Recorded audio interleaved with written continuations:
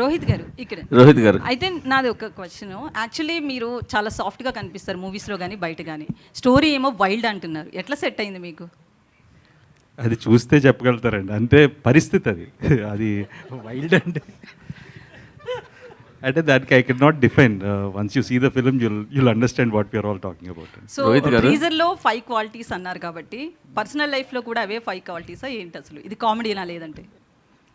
అంటే డెఫినెట్గా every one will have ఒక ప్రీ అజంప్షన్ ఉంటుంది కదండి. సో డెఫినెట్గా హౌ యువర్ లైఫ్ పార్ట్నర్ ఉండాలనేది ఉంటుంది. బట్ ఈడు కొంచెం క్లిష్టంగా ఉన్నాయి అంతే. రోహిత్ గారు అంటే నేను ఒక క్వశ్చన్ అడుగుతున్నా, బట్ ఇది ఎట్లా తీసుకుంటారో నాకు తెలియదు. బట్ ఓపెన్ అయిపోయి చాలా మందికి క్లారిటీ ఇవ్వాల్సిన అవసరం ఉంది. సో నారా రోహిత్ అంటే చంద్రబాబు గారు సీఎంగా ఉన్న టైంలోనే మూవీస్ చేస్తారు, ఇండస్ట్రీలోకి వస్తారు అనే ఒక టాక్ అయితే ఉంది. దీని మీద చాలా వెబ్సైట్స్ అండ్ ఫిల్మ్ జర్నలిస్టుల కామెంట్ కూడా.